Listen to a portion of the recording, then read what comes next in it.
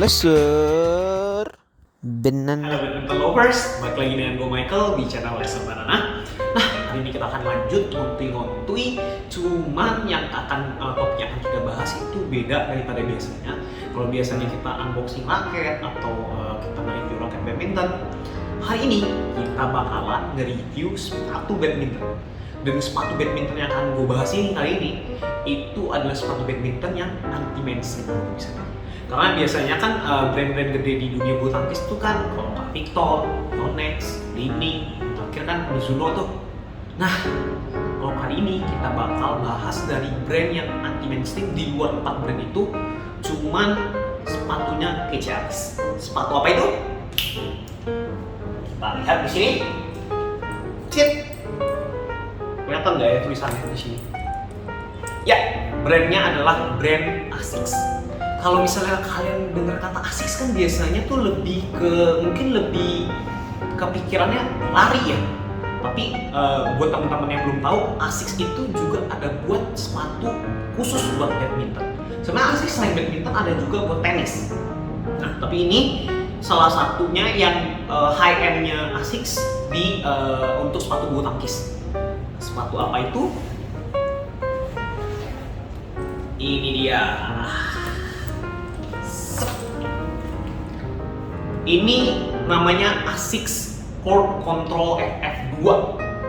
Nah, sebenarnya kenapa 2? Ya karena ada sempat udah Asics keluar itu Court Control yang pertama. Dan itu termasuk yang cukup populer di kalangan badminton lovers untuk Asics Court Control FF1. Dan sekarang ini dia baru rilis lagi model yang keduanya. Sebenarnya secara teknologi nggak ada yang berbeda dengan pas yang satu, cuman secara modelnya aja yang berbeda.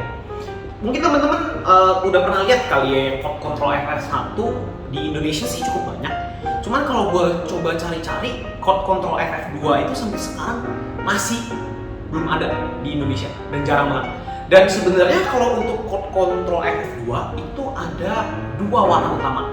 Yang pertama nih yang bukunya nih, ini warna utamanya itu navy, terus ada listnya itu Tosca, dan juga ada listnya oranye. Nah, kalau yang satu lagi itu warna dasar utamanya itu yang hitam, terus ada list birunya, terus yang terakhir ada hijau neonnya gitu. Nah, yang teman-teman bakal sering temuin kalau coba teman-teman googling itu bakal yang lebih common warna yang hitam. Ini sih gue juga cari-cari termasuk yang warna yang langka loh yang ini. Terus juga ya sepatunya overall cakep sih. Kayak untuk dari mulutnya ini sebenarnya tuh nggak ada terlalu beda ya sama kayak yang Control FF1. Cuman kalau yang ngebedain itu di sini nih, yang warna oranye ini. Nah, ini tuh dia ada pengencang ya. Kalau yang FF1 nggak ada. Terus kalau misalnya secara basic modelnya tuh memang kalau teman-teman tahu Control FF1 itu memang modelnya kayak jaring-jaring gitu. Nah, ini tetap dia mempertahankan model jaring-jaringnya itu di sini. Nah, untuk bahannya tuh udah full PU dia, jadi lentur dan juga bagus, keren. Beda lah ya kan kayak teman-teman lihat beberapa sepatu badminton walaupun udah high-end kayak terkesan kadang bahannya kayak bahan murahan ya. Cuman kalau yang ini udah pasti nggak main-main, ini udah bahannya keren banget. Nah, kita cukup bahas perbandingan sama sepatu-sepatu lainnya. Sekarang kita fokus ke aktor utama hari ini, sepatu ini, Asics Court Control FF2. Oke? Nah, gue mau bahas secara general dulu ya modelnya. Ini modelnya sih gue demen banget. Ya stylenya kayak ada jaring-jaringnya kayak yang tadi gue udah bahas. Terus juga dominan warnanya itu navy. Gue sih demen banget warna navy. Terus kalau misalnya kita lihat di sini nih, mau dari sisi luar atau sisi dalam dari sepatunya, itu sebenarnya modelnya sama.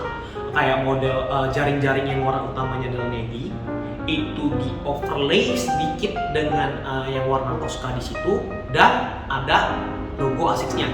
Jadi mau dari sisi luar atau sisi dalam sepatunya, model sisi luar dan sisi dalamnya itu sama persis, nggak ada bedanya.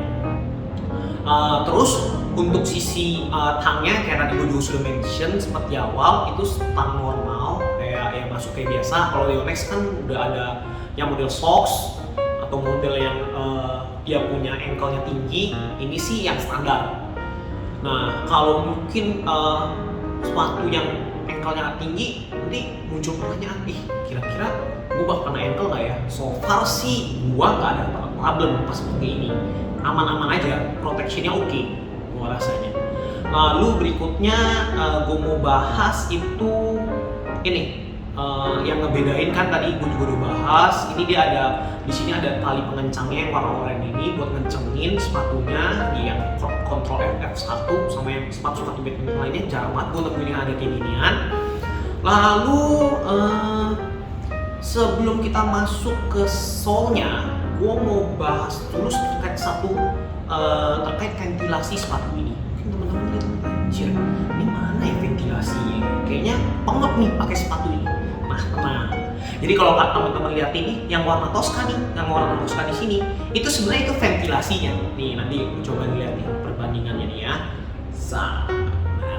Itu kelihatan kan ada ventilasinya. Nah, itu ventilasinya, jadi juga pakai sepatu ini tetap adem, mau pakai 3-4 jembun, gue masih tetap nyaman.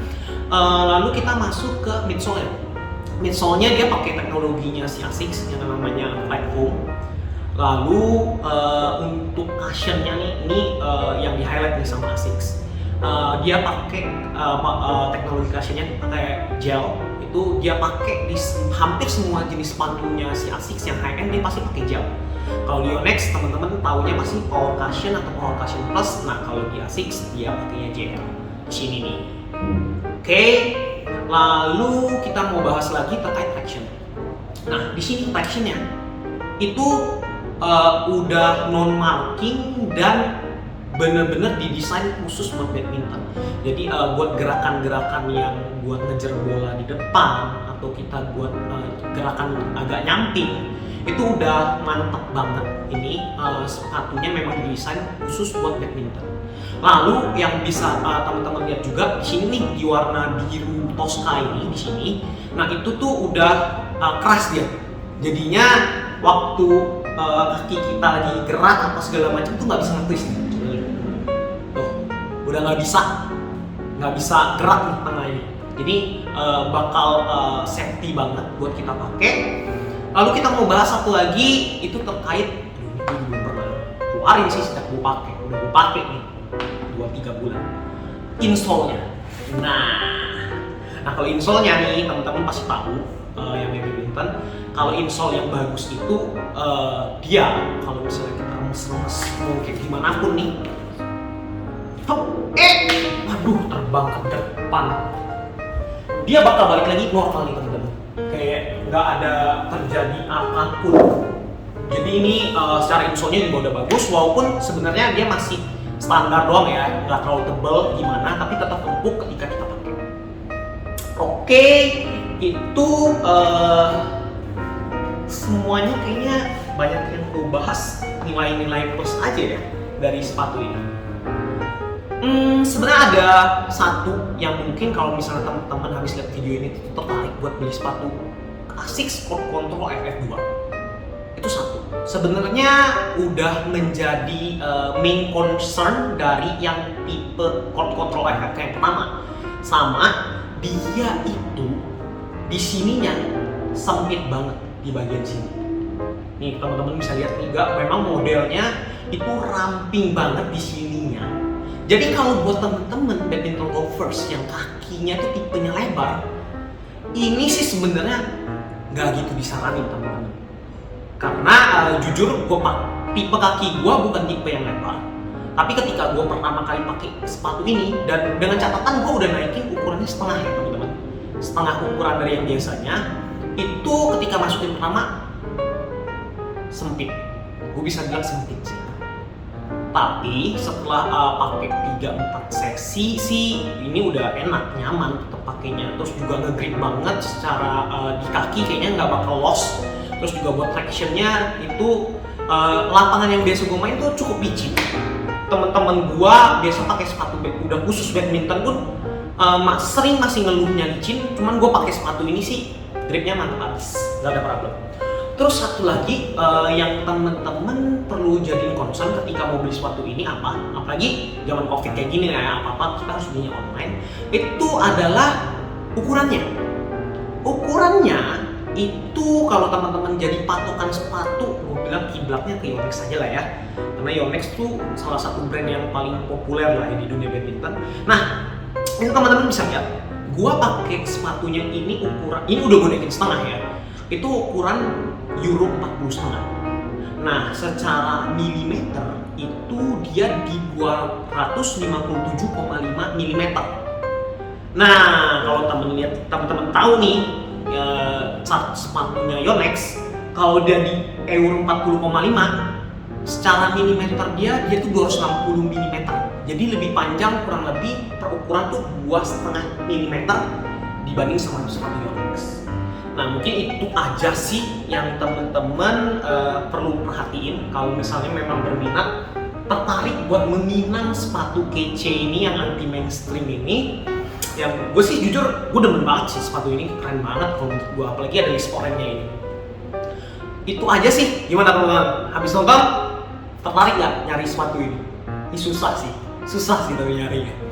Gue jujur ngomong aja, apalagi warnanya warna ini nih. Nah, itu aja teman-teman. Balik lagi gue pengen ingetin, jangan lupa kalau misalnya Lexer Banana, kita ada toko online kita di Shopee ataupun di Tokopedia. Teman-teman bisa kunjungin, linknya di bawah. Terus gimana teman-teman? Setelah lihat review sepatu ini, tertarik atau enggak? Put komen di bawah. Dan last but not least, don't forget to like, share, and subscribe. Dukung terus channel Lexer Banana.